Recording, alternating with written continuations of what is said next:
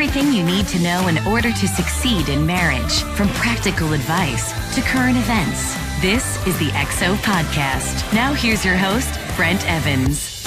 All right, welcome to the XO Podcast, brought to you by Marriage Today.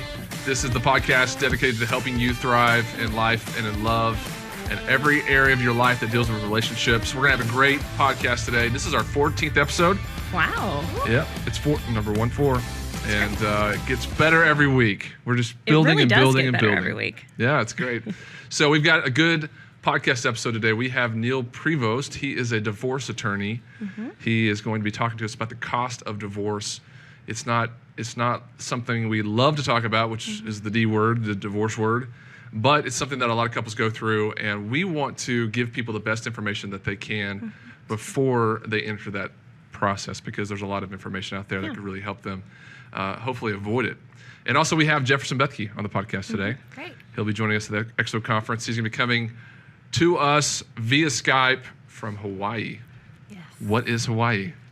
The big island, or maybe a small one, we're not sure, but Hawaii. That's a place I want to go to, Yes. Paradise. All right, but also with me in the studio is Emily Green Hello. Welcome. Thanks. and Ashley Greenwood, soon to be Ashley Ziegler. Oh. Yes, engaged still. Yeah. You're 1 week blind- later. You're blinding everybody. Even the people listening to this are Forgot like, my stop, shades. Oh, my we can goodness. see it. Thank you. Recently engaged, your wedding is June the 2nd. June 2nd, save the date. That's right. The best time to get married is in June. It's a great place to be an event planner, you know? Yeah. I'm just used to it, so I'm just going down the list.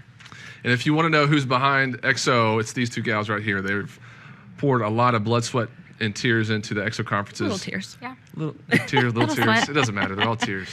But we're going to be talking today about the conference coming up in 2 weeks. Yes. 16 days away from XO conference at Gateway Church, South Lake, Texas, February 9th and 10th. Give everyone that's listening kind of a rundown of where we are. Well, live in South Lake, Texas, which just sold out today, so we'll have 4,000 people there. And then we have over 425 different host sites from all over, really the world, mostly U.S. I think we're only missing 2 states, which would be Connecticut and New Hampshire. So if anyone's interested, we definitely want a host site there. But what we're most excited about for XO, you don't have to just come to South Lake. You can go to a host site anywhere near you and attend and have a great time. Good. That's great. Yeah. Emily, we're sold out. Yeah. At the South Lake campus.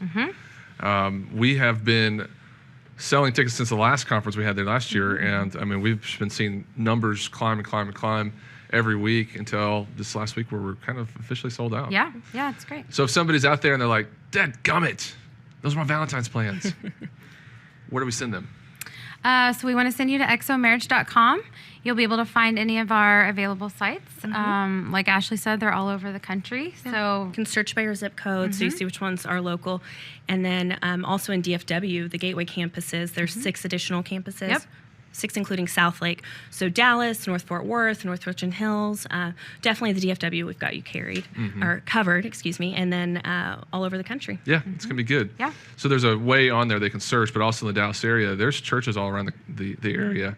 People come in to the conference from all around the Yes. country, even the world.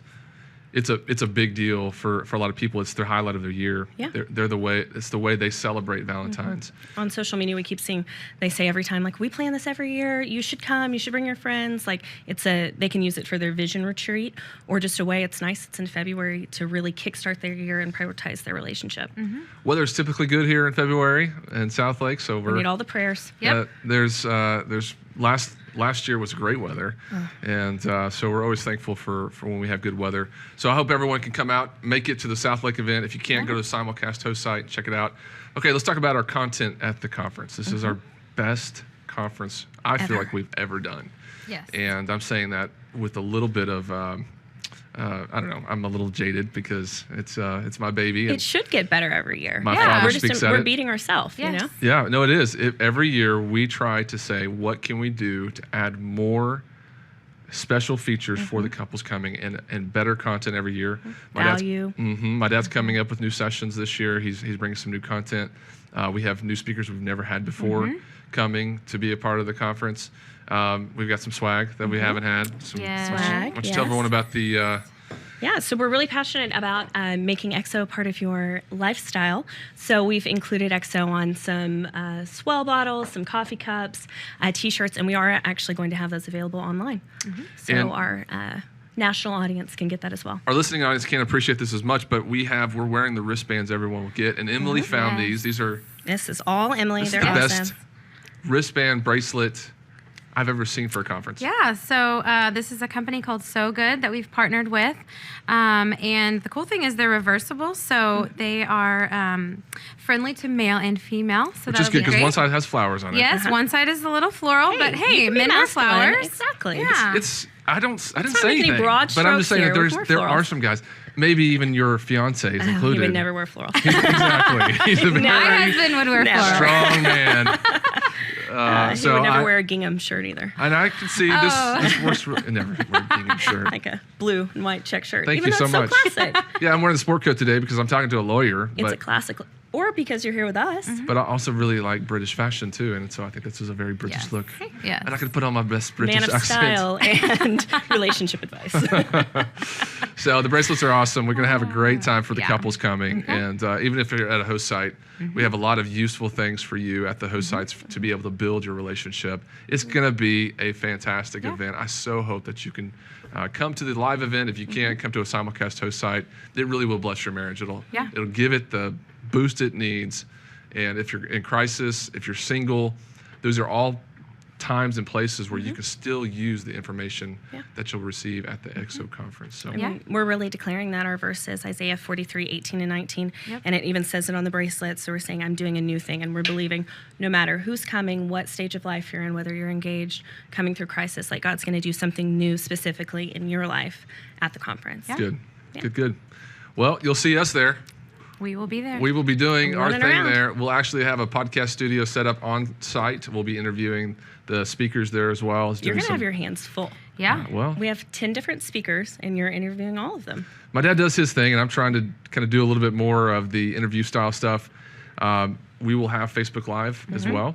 So we'll be talking to everyone via Facebook Live. Hashtag for the event is going to be XO18. Yep.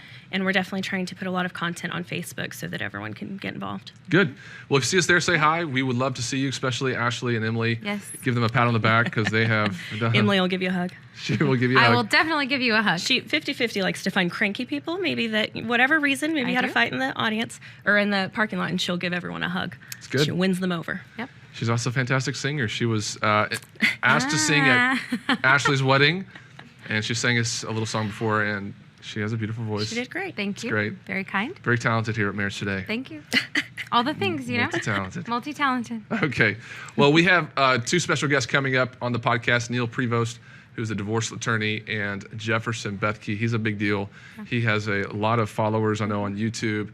He's done amazing things, and not only the evangelical kind of gospel side of things, he talks a lot about Jesus and how to know Jesus on a deeper level. A lot of spoken word stuff. Can y'all do spoken word stuff? I'm not very good at it. I can sing along to rap lyrics sometimes. Sometimes when they don't go But too I wouldn't fast. quite say that's I wouldn't quite say that's a spoken right word. under. You know. But him and his wife Alyssa have a lot of marriage content as well. And he's going to be speaking at the conference. So stay tuned, stick around. Yeah. Date night. James, does he believe in date nights? He Ashley? does. You know, we're not married, we don't have kids, so technically we get to go on date night all the They time. go on more date nights than I do. I know. Or have ever. You just have to enjoy it now. Well, I'm telling you now, That's true. one of the things you need to subscribe to is Datebox. Yes. Get in the habit of date night. Yes. Real date night, like one that you can sit down, have quality time together. Our Yeah. friends at Datebox, they make it easy. It's a subscription service. They send you a date in the mail every month. If you don't know what I'm saying, I'm telling you, it's one of the coolest things you've seen. It's because every month it's different. They put stuff in the box that's specifically tailored for you. Go to getdatebox.com, use the promo code EXOPODCAST. Your first month's free. All you have to do is pay $5 for shipping and handling. Please check them out. They're good people. They'll Yep. be at the conference as well, at Yeah. EXO Conference, telling everybody about their great service. Yeah. We'll see you right back here with Jefferson Bethke and Neil Prevost.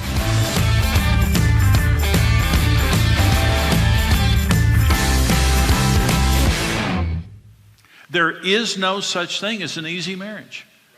When you do it God's way, it's possible and it's wonderful, but it's not always easy.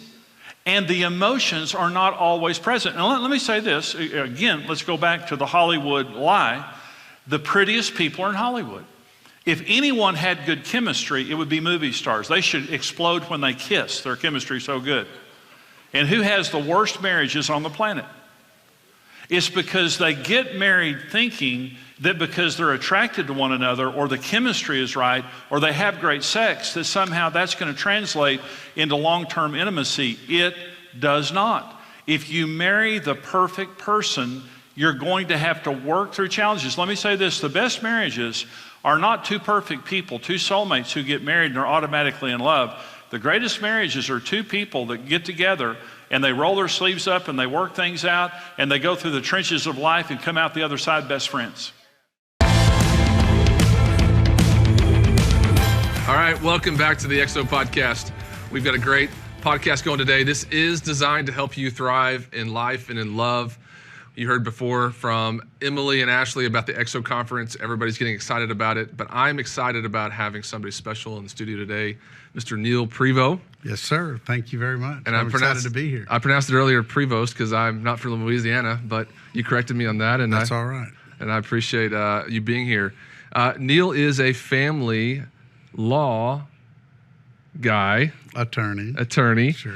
But I love what you say. You're a divorce attorney that does not like divorce. Amen. Yes. Yep, that is correct. And thank you for being part of the podcast. We met through Teresa Thomas. Yep. Who's a mutual friend. She does our Operation Hope here at the ministry. And she told me so much about you. What I love is that you have seen the other side of the marriage equation. You know, we try to get people into marriage happily, keep them married happily. But so many times, some people are just, in a bad situation. They don't know how to get out of it. They don't have the information that we're trying to provide. Right. So they go through divorce. So we're going to be talking to you about how to maybe help people avoid the pain of divorce. I've spent 25 years breaking families up, and I'm really committed. I've learned a few things about how people can change, what they can do, how they can recognize their circumstance, and I really want to spend the next 25 keeping them together if possible. It's good. And you have a new book coming out. The working title is Divorce Lawyer's Guide to Staying Married. It's a great Hope so. That will get people's attention. And I tell people this, I've mentioned it several times recently. Divorce lawyers are good advertisers and marketers. And there's a certain advertisement on the radio all the time, and it's talking specifically to divorced dads who are going through divorce. Yep. And so I know who, if I'm never going to get divorced, but I do know who's out there because they do a good job of promoting themselves. And I always think, I wish we could do more to keep, put another step in the equation so they don't go straight to the divorce lawyer, because if they can just get some information, but it sounds like that's what you're wanting to do, is provide that information. Absolutely. I mean, unfortunately, there's just a certain number of people who aren't going to make it no matter what we do. But what led me to this and sort of brought my heart to this space was after seeing, maybe 5-10 years in, I started to recognize, I'm seeing the same divorce, the same issues between this husband and wife. I see them over and over and over again. And one day I actually joked with Teresa, our friend, if we could just give husband lessons, if I could just help our wife lessons a little bit, then we could avoid a lot of this. And that was maybe 10, 15 years ago. But they just seem to be so unnecessary. And especially when children are involved, it's especially devastating. And people just don't understand the ripple effect of what they're about to do. And I hear about, we do marriage ministry, and we sell books and audio and video to people, and we ask them to come to our conferences to learn about marriage, and we charge a fee for that. We provide a counseling service, coaching service through Operation Hope, and that has a fee to it. And it's a nominal fee, and people always kind of say, well, I don't know if we can afford it, but I want you to talk about the cost of divorce. Are you kidding? It is definitely something where if you can make a small investment in your marriage, you can avoid that. Well, can we talk in global terms for a minute? Love that. On average, I'm going to blow you away with the number, but do you know what the average divorce actually costs? The children's family, about $100,000. As best I can tell. No, I did not know that. Okay, and everybody think, oh my God, you're just really an expensive lawyer, right? No, that doesn't even include my fee. The single biggest benefactors of divorce are landlords. think about it. What does it cost to run an apartment? Just a modest little 2-bedroom, maybe a couple of grand? Yeah. A couple of grand a month, right? My experience says that most people will stay sort of apart before they remarry or going back into a nuclear family style home about 4 years. Well, 96 months times $2,000 a month. 48 months times $2,000 a month is $96,000. Yeah. Your kids don't get to go to camp. You don't get to save for college. That doesn't go to your retirement. That doesn't go toward experiences or enriching your family's lives as they grow up. It goes to the landlord. And you just simply can't run 2 houses on what you can't run 1 on. And so everybody's lifestyle goes down. But if you're thinking that $1,000 or $1,500 or $2,500 or $25,000 is too much to invest in saving your marriage, you got to step back and think about that. You're about to spend $100,000 of your children's inheritance or your retirement if you get a divorce. It's really good. Easy. It kind of blows my mind because I didn't think about it from that angle. You always think about just the lawyer's fees. Yeah. And the process there, but it really is you're dividing the homes. But I have a question because a lot of times one of the other spouse is the breadwinner. Right. And how does that work with the spouse who's left destitute? Is there enough to make their life work? Well, and of course the lawyerly answer is it depends. And you never know, and it's different for each family. But Texas is a community property state. They don't really have alimony. But a few years ago, maybe 10 years ago, we did enact a very small alimony statute in Texas. And the idea is to give, if the spouse who's not the breadwinner doesn't have the skills, training, or experience to really make it, then we're going to give what's called rehabilitative alimony. They're going to get some money for some time to go get some training, some skills, or something so that they can provide for themselves. But it's very small. It's very limited in time. And we call those West Plano divorces. Okay. There's all kinds of income. They're driving the big houses, big cars, and all that. They got no money. Right. And so it is difficult. And women, I think, if they're in that spot, West Plano money. I like that. They wind up being enslaved financially because they can't get out. So if there's no real community, then no. And everybody's lifestyle is going to decrease. Everybody's, especially the kids. When they go through it. That's good. Okay, so if I go to a surgeon, he's probably going to recommend surgery. Right. If I go to a divorce attorney, I'm just talking about globally now, right. Just in the great industry that it is it most likely that they're going to encourage me towards a divorce, even if it's subtle, because they want the business, right? I mean, it's not in their best interest. It's an economic reality that yes, they're going to steer you. Say, well, you could try, but have you tried? You've tried everything, haven't you? They can paint the picture pretty bleakly. Yeah, sure. And that's common, correct? I mean, oh yeah. And now, in all fairness, though, but most of the time, even when a couple goes to counseling, I think one of them is just probably there just to sort of check the box. Most of the time, if they actually get to my office, and this is sort of why I'm wanting to reach out earlier, because once they get to my office, one or the other has pretty much already decided that this is what's going to happen. And my frustration is not being able to get involved earlier in the process. But yeah, you're not going to have a lawyer. You're not going to go to a lawyer's office and have him try to talk you out of it. Right. Not for the most part, anyway. And some states are more friendly to marriage. So there's some states that actually encourage you to get marriage help before you get married. Sure. Go through some sort of pre-marriage process. I know in the state of Texas, we have the Together in Texas program, which encourages people by giving them a discount on their marriage license to get marriage help. And there's some states that actually delay the divorce process a little bit to kind of give everyone a little bit of time to cool off. I mean, the last thing you want to do is make an emotional decision about one of the biggest parts of your life. Absolutely. So what have you seen across the country in those sorts of trends towards marriage? Is it getting better in these states, or are there better states than others? I think it is. Texas, it's only a 60-day cooling off period, and they're thinking about extending that. There was talk in the last session of the legislature of extending that to a 6-month rather than a 60-day. cooling off. That would be period. great. I think it'd be very helpful to give them a chance to kind of maybe rethink and sort of understand the realities of what they're going through. In some countries, it's as much as I know in Italy, it's 2 years. Wow. So you can separate. You have to remain separated for 2 years before you can even file for a divorce. So Is the murder rate going up? I don't Those know. places? I don't know. I would think the domestic abuse rates Right. may go up. So, and there is this balance. Do we want to force people to stay in relationships that are unhealthy and perhaps even dangerous? But also, don't we want to encourage marriage? Don't we Right. encourage people to try to reconcile and get together? One of the elements of a divorce in Texas is there any reasonable expectation of reconciliation? And everybody just sort of glosses over that question when they're finalizing the divorce. But I believe, like the Project Hope, I think there is a reasonable expectation if we could get people to go to something like y'all provide. I think there is a reasonable expectation.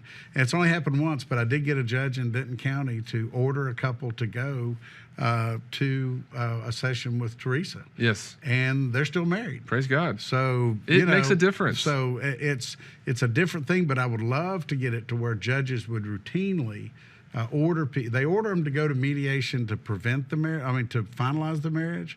But I would really like to see if they would start ordering people to go to mediation to prevent the marriage. I mean, prevent the divorce. Prevent the divorce. Mm-hmm. So I want to talk about the kids. Okay. And the trauma the effect of divorce on kids and the trauma they experience is enormous. What have you seen over the 20, 25 years you've been doing this in relation to kids? And people say kids are resilient. Is that true? Oh, they are. Kids are resilient, but that doesn't mean they're not scarred. Mm-hmm.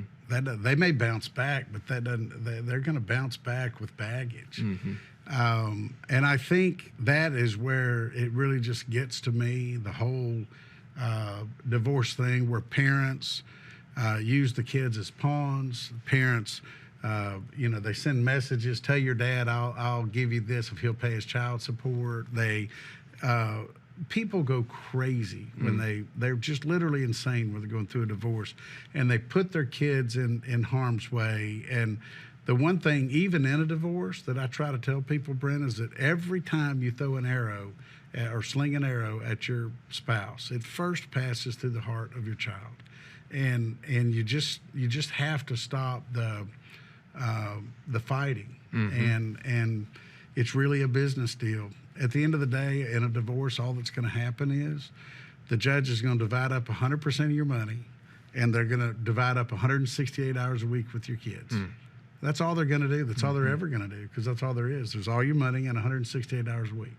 And so, if you look at what winning means, it's in Texas, if you win primary custody, you have 57% of the time, and the other person has 43% of the time. So we're arguing over we're talking about 2 days a month is what we're fighting over. But they want to inflict pain. But they want to win. They want to inflict that, and they do want the W when it comes to the divorce, so they can say, they can feel good about it, like they came out a winner, which is stupid as it sounds. It is. And I love C.S. Lewis. I read a book a long time ago with C.S. Lewis talking about so many people think that when they get divorced, it's just a tearing up a piece of paper. Right. But it's more like an amputation. You're losing a part of your body. You've built a family with somebody, and so it's excruciating and it's painful for people, whether they want to admit it or not. They're going through a lot of hurt and pain through the process, and so I want you to give some people hope out there that maybe they're standing on the edge, ready to maybe take that step towards divorce. And I know you're doing this in your book, but give some people some hope of what they can look for to get out of the situation, and what are some practical steps for them?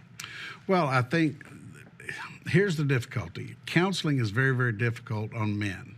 They will go to 2 sessions and then they quit. So the mediation or the intensive, I'm not sure what the name is of y'all's program. Operation Hope. Operation Hope is to get them in a room, and if guys could understand that it's not about right and wrong, it's not about did your mother dress you funny, what is it that's leading? It's not therapy. We're going through the process to try to help you figure out what's wrong and fix it. That's very attractive on the male side if they can understand that that's what it is.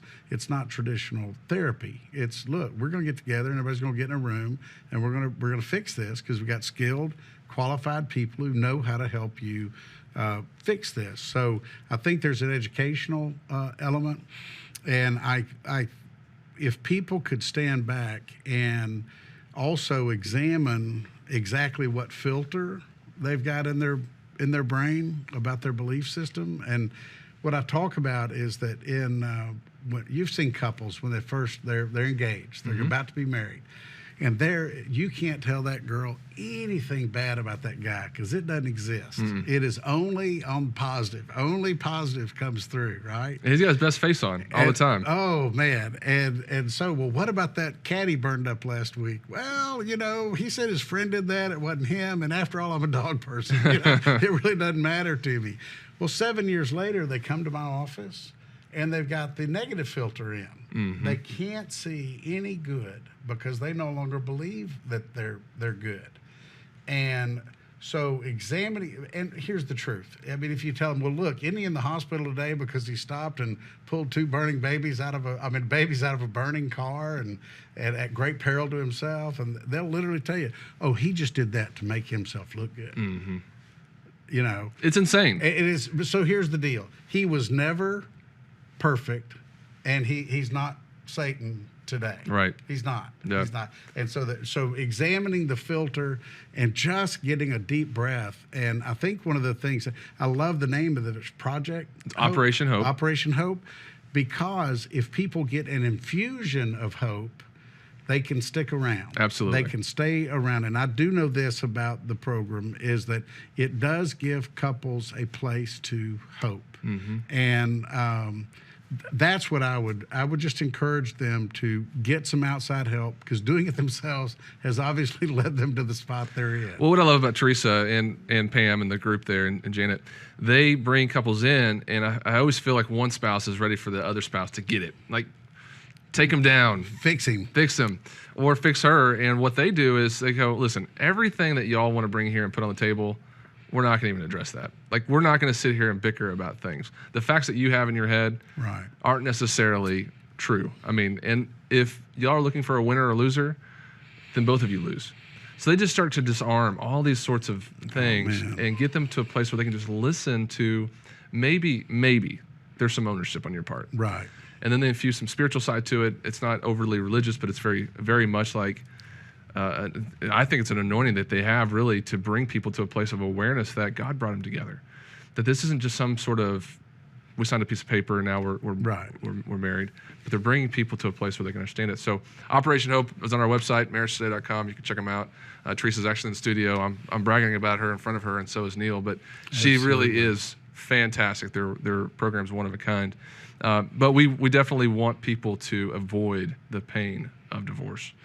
Well, and it is avoidable, but there has to be a change of heart. I think what happens is when they go through a program like with Teresa, I think the goal has to be to, we get to the point where we see everything our spouse does through a negative filter. And that's all about what you believe about them. And if you change what you believe about them, then you change how you feel about them. And if you change how you feel about them, you don't need a divorce. And that's what Teresa and them do so well. It's really good. Well, we talked a little bit earlier. Actually, 3 weeks ago, my dad was on the podcast, and I had a Facebook question for him. What do you do if you're married to a narcissist? And it got that is interesting. We posted that clip on Facebook, and it got a lot of feedback because people are at a loss. And I think when you're married to a narcissist, you're basically the enabler or the servant in the relationship. You are. Talk about narcissistic personality disorder and narcissism, and how that relates in your world. What you see? Well, as you might gather, we see a lot of that, because realize that when people are going through divorces, there's sort of a disproportionate share of those people where one or the other is narcissistic. People of reasonable minds can work together, and a lot of times they do, and most of the time they work it out. In my book, I actually say that the only one you just can't do anything with is someone who has high spectrum narcissistic personality disorder because they're simply incapable of seeing their role. They'll never own it. And I remember talking to one of my clients, I was representing the narcissist, and I said, look, I don't care if you only own 5% of this, but you were going to own 100% of your 5%. I'm just tired of hearing you telling me how perfect you are. So tell me what, and I've actually started using that question in court. I'll ask the opponent on the stand, well, sir or madam, what percentage do you put on yourself of all this blame and all this kind of, and they can't help themselves. They will say 0, it's all him or it's all her. And then the judge rolls their eyes. They understand what they're dealing with, and I win, you know? But it's just intractable. I don't know what to do unless you're willing to completely subvert your personality to theirs. It is a hopeless deal. And it's sad and it's unfortunate, but there's no pill, no therapy, no nothing that you can do about it. Yeah. The book's coming out when? Did you have a release date yet? June. Good. June 1. And if people want more information about the book, how do they get that information? How about I give you a link to post on your website? Perfect. Can we do that? We would love that. All right. Yeah, I'll get that to you. We'll post it on the show notes. That would be great. I really am looking forward to looking at the book. And if I ever have somebody that's unfortunately going through divorce, I'm going to recommend it to you. Well, thank you very much. And there's a whole different flip side of that coin, which is to divorce differently. When I go through it, I've got a group of lawyers that I work with that we all are of like mind. And the idea is to make sure that if you're going to go through it, you need to be able to be in the same room at the wedding, at the birth of a grandchild, at parents' weekend, and people need to look at them and say, now they're divorced or they married, right? So there's a way to do that differently too. Good, so good. Well, we don't want to encourage anybody to get divorced, but I know it's going to happen at some point to some people because that's just the world we live in. And so thank you for being a part of the podcast today. You. It was very helpful information. My pleasure. We'll post these links and all the information on our website. Please, if you have any questions, please email us at podcast@xomarriage.com for Neil Prevost from Louisiana. I don't have a good Louisiana accent. That's all right. All right, we'll be right back with Jefferson Bethke. Thanks so much.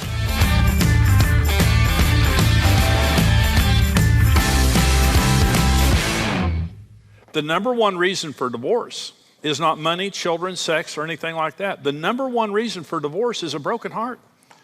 People get married with just such wrong expectations, and then after being married for a while, it just doesn't work out the way that it should, and you just simply die of a broken heart. And by the way, our marriage vows are designed to prepare us for the worst. Remember, when you get married, you say for better or worse. Why do you say worse? To get you ready for the worst. For richer and poor, why do you say poor? But gets you ready for the worst. In sickness and in health, why do you say in sickness? To get ready for the worst. There's going to be some bad times. There's going to be some times of illness. There's going to be times where you don't have all the money you wish you could have. And in those times, are you committed? Are you committed? Anybody can be committed in the best of times. But it takes a special person to be committed in the worst of times. So let me say this. Marriage is a covenant. The word covenant means to cut. You don't make a covenant, you cut a covenant. If there is no blood, there is no covenant. In the Garden of Eden, listen, a judge didn't create marriage, a legislature didn't create marriage, and a lonely Neanderthal did not create marriage. God created marriage. And when he created marriage, he took Adam, he formed Adam out of the dust of the ground, remember, and then he cut him and took a rib out of him and created Eve. There was blood, which created a covenant. And the word covenant means a sacrificial, permanent relationship. The reason that there's blood is because there's a demonstration at the beginning. This goes to death. It will be death, not murder, that parts us. I'm in it for the long haul. I'm in it. This is a sacrificial relationship. Hey, welcome back to the XO Podcast. This is designed to help you thrive in life and in love. Thank you, Neil Prevost, for the earlier session talking about divorce. He was a divorce attorney that hates divorce, and we also talked with Emily and Ashley. But I am so excited about having Jefferson Bethke on the podcast. This is a big deal. I mean, I know that he is a big deal on the internet, but I don't know about that. That's a stretch. Yeah. No, welcome to the XO Podcast officially. Hey, thank you for having me. I'm really excited. You were on a program with my dad a couple years ago, and he just went on and on and on about you. Wow. It was some TBN show. I know you tune into TBN all the time. I don't as much, but I watched that episode as it happened, and was really impressed. I mean, that was just kind of when you were kind of coming on the scene, and you are very, very famous for a YouTube video. Yeah, weirdly, it's a weird thing to say that, you know, our life trajectory and everything we do is all basically because of a 4-minute and 50-second creative, you know, YouTube video. So am I putting you couldn't you in say a box? that a decade ago. So it's kind of strange. Well, no, that's how a lot of people know you from. That, you know, you came on the scene with that. It was very powerful, very good. Millions and millions of people have seen that. But since then, you have kind of gone on to be very successful in speaking and writing.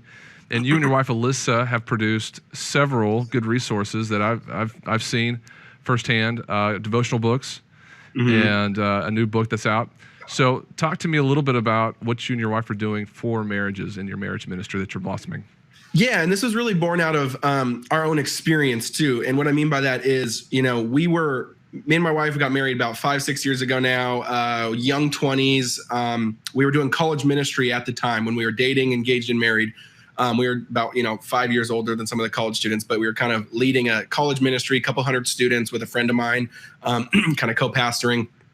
And I think just we saw being, when you're in the trenches with the people of God day in, day out, you kind of, especially in your city, in your context, in your college or whatever, in your workplace, you see kind of the rhythmic problems, I call it, right? Where it's like the thing that comes up over and over again. And at least for us, the thing that kept coming up over and over again with the students and the young adults was definitely the areas of, love, dating, marriage, sexuality, romance, and stuff of that nature. And specifically kind of how a lot of them are empty-handed in that and haven't been really set up well for success, not only by the church, sadly, sometimes, but by, their families and culture and stuff of this nature. And so we kind of tried to step in that gap. Now, one thing we're very particular to say too is we don't know much, right? But I will say, I think this is an encouragement to hopefully all believers, is you only have to be, 1 second ahead of someone else to be able to have something to hopefully turn around and encourage others with. Yeah, for us, we feel very called to kind of the young adult,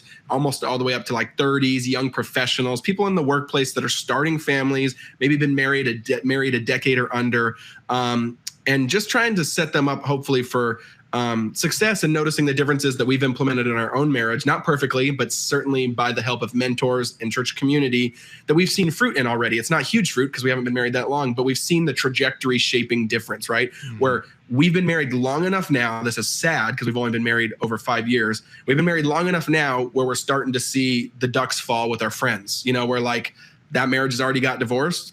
That marriage has already had an affair. That marriage is already just like brutal and they hate each other. They're staying married, right? We see it's sad that, that our peers are already in that level. And so I think we started to kind of realize, man, our marriage, it's healthy, it's vibrant. We love each other, not perfect. We have sin, we have hardships, but it's healthy. We can officially say that. And I think we're realizing that there's a couple little things we've started to implement that we did early, that's what's responsible for that. Not our own behavior, but again, marriage principles that have been tested through time, commitment to Jesus that is showing that difference. And so I think the more we go on, hopefully that'll just flourish more and more. But yeah, so that's kind of how we got into this space of just trying to turn around and share with people what has somewhat worked with us.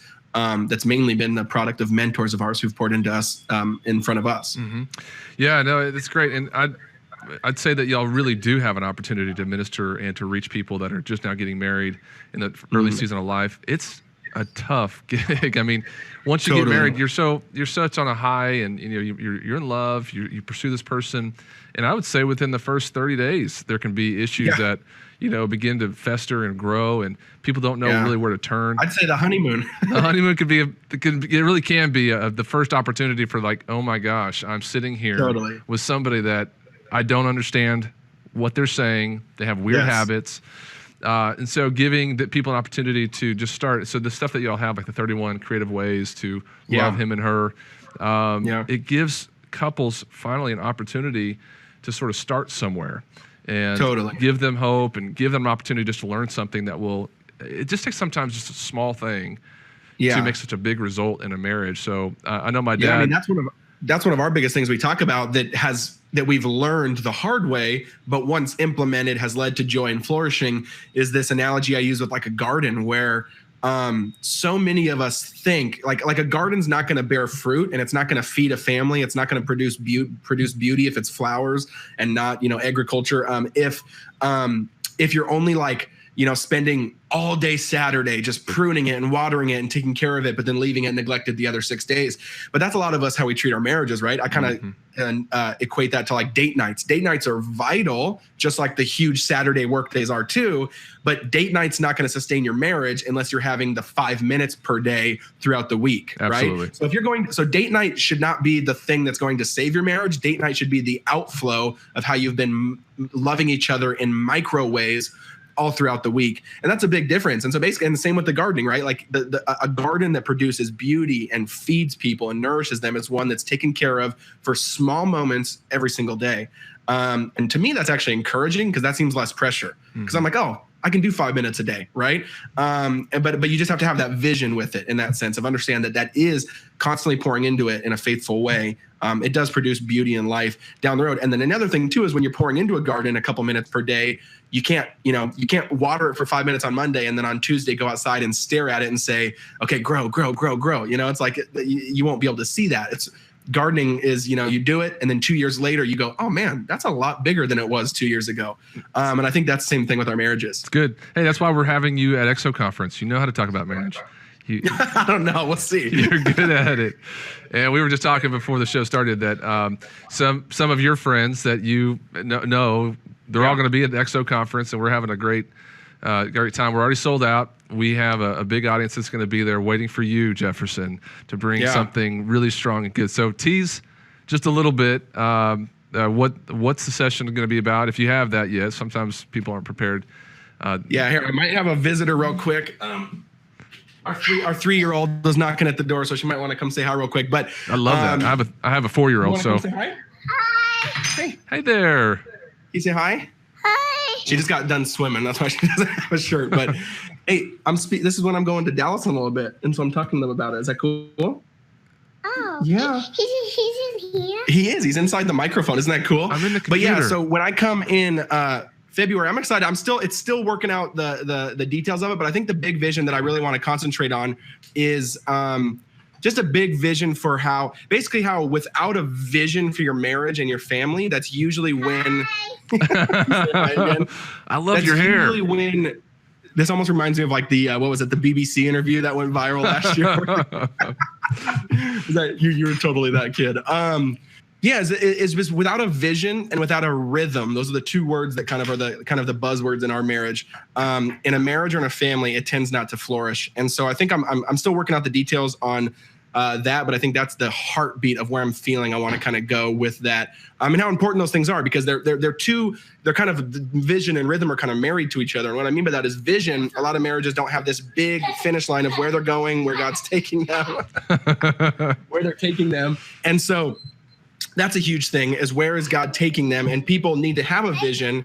And then on top of that, they need rhythm. And rhythm is what I call the things that are they're coming back to kind of feed their marriage and their vision. So a vision without a rhythm, you burn out. And a rhythm without a vision, you're kind of just spinning your wheels. So I'm kind of trying to weed that out a little bit more, but I'm really excited. Love it.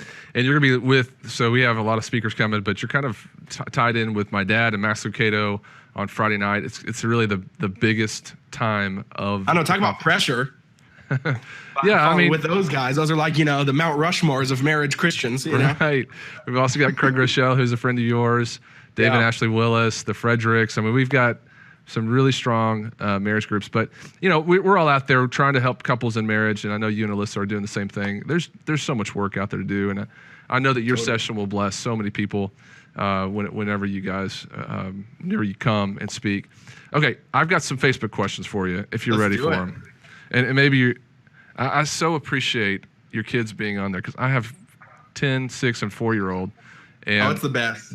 It's hard to like trap them somewhere for a long period of time. Totally. They're going to break out. I mean, and I even remember that with the BBC thing of like, I love it, because to me it's like I think, and this is a whole side note that I could do like a whole talk on, but I think we actually segment our life too much when a family should be very much a part of your rhythms, again, your job, your life. And so, yeah, I love it. I don't know how comfortable you are giving, I'm going to throw you some hard questions and you can just say pass or best part. Let's do it. Let's do it. So this came from Timmy on Facebook. So he's on Facebook in general, or did they know for me or for anyone or what? We specifically said Jefferson Bethke. Okay, he's going to be on the podcast. You got questions for him? Okay. Yeah, so we've done this every week. So my dad had some tough ones. And then Dave and Ashley were on the podcast. And the first question up, Dave was like, I don't get a softball question. I mean, you're going to go straight for the hard ones. I know. No, I love it, though. Let's do it. All right, this is Timmy from Facebook. How do you restore trust after infidelity in a marriage? That is a hard one, and not hard because I don't think the answer is hard, but that is a hard process to walk through. So I think I'll share. I mean, I don't have experience in this, but I have. I think everyone has experience in regards to trust broken. In general, whether it's with friendships or whether it's in a marriage. Now, of course, marriage is the most vulnerable relationship you'll be in. And so because of that, when trust is broken there, I think that's the biggest uphill climb then. Mm-hmm.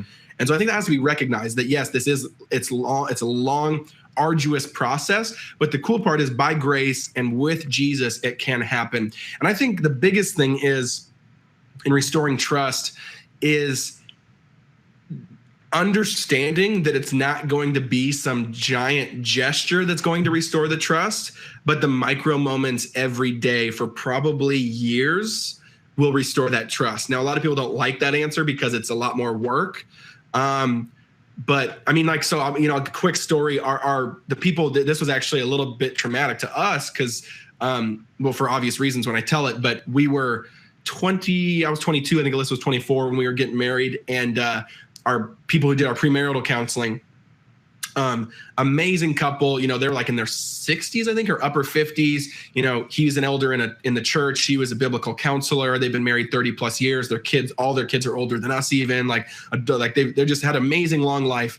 And that year, he committed adultery and it didn't come out for a couple of years later. And so that was, hard in some sense to know you're being counseled in that setting. But man, if I'm totally honest, they walked the path of reconciliation and restoration of trust, even though it maybe looked like they weren't going to make it for about a year or two. And they did that hard work, and their marriage is completely honestly, and they would say this, I think, more intimate and better and healthier than it was even before because they got to such a level of connection in the reconciliation. And I think they would say themselves, it took years. It's a whoever is the aggressor is the wrong word, but the person who has sinned, I think has to take responsibility of understanding that it's a moment by moment choice to love and serve and continue to do micro decisions that'll restore the trust. And the person who has sinned against, I think, has to constantly do that same choice against resentment, against bitterness, and then also kind of a release to the Lord of understanding that at the end of the day, the Lord is your identity, the Lord is your anchor, the Lord is your rock. And that can break the cycle, because what happens is this bad cycle can be created of distrust, right? Where you don't trust them. So then this person acts different, and then you stop trusting them even more because they're acting different. It just goes in a circle. And so I think you got to start doing this circle of trust, or the cycle of trust. And that comes with humility on one side, receiving well and in grace on the other side. And that can really, I think, really do something beautiful. Great answer, Jefferson. Good job. I was expecting good, but that was great. Okay, this one lady asked a lot of questions, but is it fair that the wife cooks and does the dishes each time a meal is served? This is an easier question for you, but quick answer, I say no. I think that's yeah. I think yeah. I would just, sorry, husband, in that situation, I would just say no. If I'm totally honest, the dinner cooking dishes thing, I think, is a very low barrier of entry, easy way to communicate in the marriage that we're a team. Mm-hmm. That's like an elementary way, I think, to be like, we are in this together. And of course, there's like, I know marriages where they want where the wife does do all of it, because that's what sets them up for success, and that's how they both have agreed to that, and they want to do that, to free the husband up, either to have a little bit more break because he works maybe harder than or more hours than most husbands or whatever. But each marriage has to flesh those out on their own. And it sounds like from the tone of her question that this is not something that is very being stoked on by both parties. So I would say that in that case, then no, I don't think someone needs to be pushed into a corner in that sense. And so I would say have a talk with your spouse about how, because here's the thing you don't want to happen is don't have resentment over that you've never expressed. 9 times out of 10, people will get to these little micro issues of, oh, he doesn't take the trash out, or, oh, she does this, but they've never actually talked about it. And at the end of the day, they're just assuming a lot of things based on their family of origin, right? Because of what their mom did and what their dad did. So have some really awesome talks about it. Ask how you can mutually, like marriage is about mutual service, mutual lifting up of each other.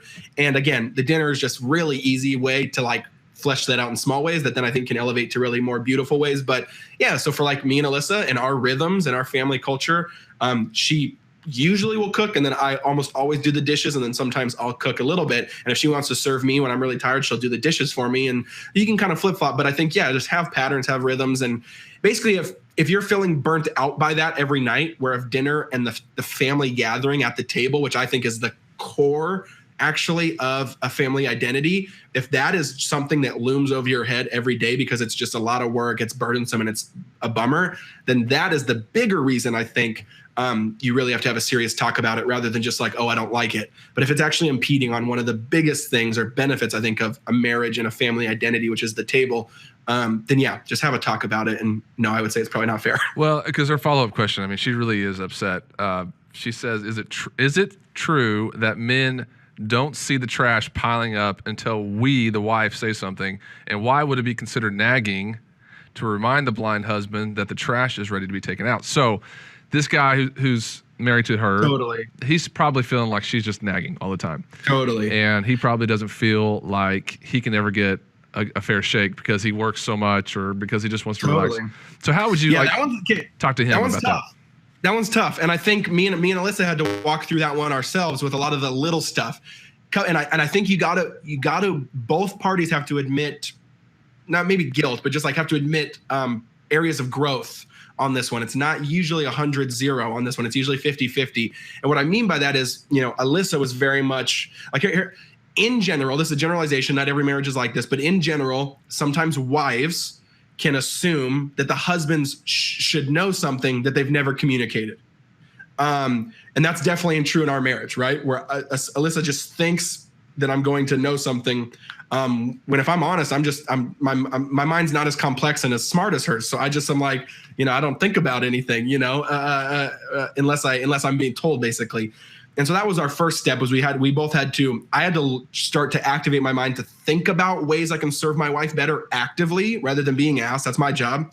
And then she's committed to being more vocal about when things she wants done. But then there's a way to do that, because she'd say, hey, can you take the trash out? And I'd say, sure, of course. But then I would take it out I took it out in the next morning, right? Mm-hmm. And that was a big point of contention. And we had to realize, like, oh, okay, when she says that, she means now. But at least in our marriage, we kind of came to this agreement where she'll give me responsibilities, ask me to do certain things by a certain time. And for us, that solved it, right? Like, hey, can you take out the trash by tonight? And I'd say, yeah, sure. And I'd take it out by tonight or tomorrow. Or, hey, can you take the trash out to the curb by Friday, 4 days from now? Sure. So then she's able to release it from her to-do list rather than like, oh, it's not done yet, and has to keep it up here. And then I'm able to know when I can, basically how I can serve her right. So basically, I think it's a recipe for disaster if you're not really kind of setting a little bit more clear expectations. And so, yeah, but that's hard. Then the kind of the common generalization of nagging and passive husband is it's common, and it's a tough thing to navigate. But I think a lot of times it's really more simple than that. A nagging wife and a passive husband, you guys both love each other, you both care about each other. It's just a difference of communication and how we're wired. We don't have to like overdo in our mind that they're just like, oh, they hate me because they're not whatever. And so I think just learn to communicate, learn to, set clear expectations or over communicate, as we call. Me and Alyssa always say you can never over communicate your way into a fight usually, or into a bad place. And so I think if you stick by that, you'll usually be good. Hey, this is from my Facebook account. I have a question for you. So the traditional roles in marriage. When I went through pre-marriage counseling, I've been married almost 20 years. I am only 40 years old, but I got married almost 20. So we had a pre-marriage process that asked the question, do you have a traditional view of marriage? Meaning that the husband works, the wife stays home, there's traditional views of chores and that sort of thing. It seems like nowadays couples, when they're getting married, have a completely different standard for what marriage looks like, meaning that the husband's role is not traditional anymore. And I'm asking the question, do you see that? Is that right? And how do you kind of coach couples in the millennial generation, couples coming up now, that really equality is the big term of the day. We're all the same. We're both bringing home the bacon. We're both frying it up in the pan. How do you really navigate the waters of a biblical marriage, for example, with that? Yeah, I think that's a really, really good question. I think that's a very pertinent question today, and I think that's a question that a lot of couples are wrestling with. I tend to say that the one size fits all of like the husband goes out and works and makes the money and the wife stays home and cooks and takes care of the kids. Personally, and at least in marriages that I've seen in a lot of friends and a lot of peers, that can be overly burdensome and overly damaging to some marriages. And so I just think the one size fits all isn't the most helpful for the human flourishing of marriages. But of course, scripture is crystal clear in the distinction of man and woman. Culture is trying to take it one step far. Like I think the Bible makes the argument that man and women are equal but different. Scripture, culture is trying to take it one step farther, of equal and not different, right? Homogeneous and flat and similar. And that's unbiblical. That's wrong. That's a lie we should fight so hard against. That we are distinct in our sex and our gender, complementing each other, coming together as one entity, one unit for the good of mankind. But with that being said, the analogy I like to use is the circle versus the dot, right? So I think a lot of people have this dot mentality with traditional marriage roles. And what I mean by that is like, it's like a bullseye. You either hit it, like the woman is just like, leave it to Beaver, like where's the apron and honey, welcome home and all these things. You either nail that or you're not a traditional biblical wife and you're out of God's will and you're sinning. And same with the husband, it's the husband has to bring home the bacon and provide and do all this stuff. And if you're not, then you're not a biblical husband. It's like basically you either hit it or you don't hit it. When I think the better picture is like a circle, right? Where you can have a bunch of different dots fit in a circle and you're still in God's vision for what it means to be a man, a provider, and a husband, or a woman who's, an entrepreneur, or a woman who wants to stay home and take care of the kids. And you can still be in that vision. But at the same time, a circle still has boundaries, right? You can be out of that vision. You can be out of that circle. So I think that's just a more helpful way to think about it.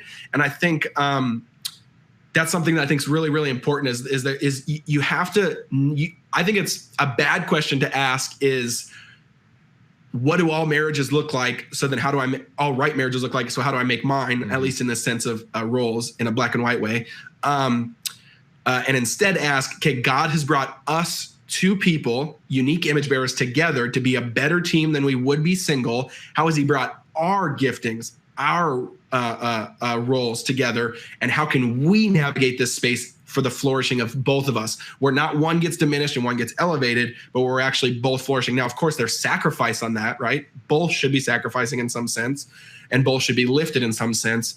And I think, and culture does that. Culture with this conversation is all about how can the one person be elevated over the other, right? Like how can, it's all about fighting for your rights and what you want, when the Christian biblical model is about lifting up the other person and dying for them.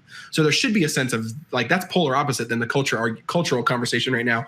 So I think, you have to, and that's more work personally. I think a lot of couples don't want to do that because when you got to figure it out, then that takes years. Like we got to really hash this out. We got to try some different things. We got to see what makes us get closer to God and love him more and love neighbor more. Rather than just like, oh, okay, you stay home, I go work, you cook, you do this. And in general, I would say I try to encourage guys or challenge guys. I think guys tend to like that model more because it personally, I think, that's a much easier job for the guy, in my opinion. to go work and come home and do nothing Right. is much easier He than gets to to come go home and just relax while typically in those scenarios, the wife is working 24 hours a day.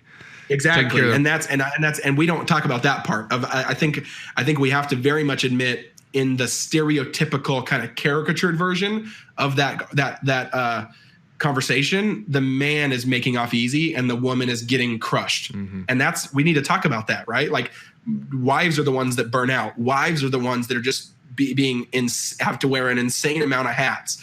The dad gets to go do a job, make money, come home and sit there and watch football, you know, or if at least that's the vision you have for that, then that's wrong. That's what I'm trying to say. And I think in some sense it should be reversed, right? A dad in some sense should be the one who's giving the most, working, then coming home, then helping with the family, then doing the baths, then helping with dinner. And then if the wife wants to, because the wife's been doing the same thing all day. So yeah, that's something that's got to be fleshed out on the ground with each marriage. Mm-hmm. Hey, Jefferson, great stuff. That was awesome. And no, thanks. This was fun, man. I'm getting fired up. I want it to be February 9th already. Yeah, that's right. You're all the way in Hawaii, but I feel the energy coming all the way from across the ocean. All right. So do you have a URL you want to give folks to check out? Is it 31 Creative Ways to Love Him and Her? Yeah, sure. Yeah. If people just go to jeffandalyssa.com, JEFFANDALYSSA.com, it'll have all our stuff on there. The 31 Creative Ways books, which is like a fun kind of love challenge, we call it, gives you 31 different challenges for a month to kind of love and serve each other. We have our more traditional books on there, Love That Lasts, which is more like a 50,000 word, 20 chapters, stuff like that. Videos, all our stuff's on there. So if you just go to the website, you can keep up with everything and say hi to us on social media and stuff. And if you want to see Jefferson live, you can come to Southlake, Texas. Check out the simulcast. He'll be there. It's going to be good. It's going to be awesome. I'm excited. I'm excited. Am I going to see you there? I will be there. I'm actually going to be doing the podcast there, so we may grab you to do a little. It'll be like behind the scenes. Behind the scenes. That's right. Nice. Let's do it. My dad does all the big stage stuff. I do the behind the scenes stuff. All right. So yes, check them out. Go to exomarriage.com as well, /podcast, and you can check out all of our podcasts, the show notes. We'll post the URLs to Jeff and Alyssa's site. It really is good stuff, as you can tell from the content today. He's got a lot to say about marriage.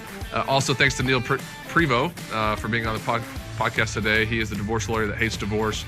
Emily and Ashley, thanks as well. Hey, next week we've got George and Tondra Gregory coming up. George is the chaplain for the San Diego Chargers, not the San Diego Chargers, it's the LA Chargers now.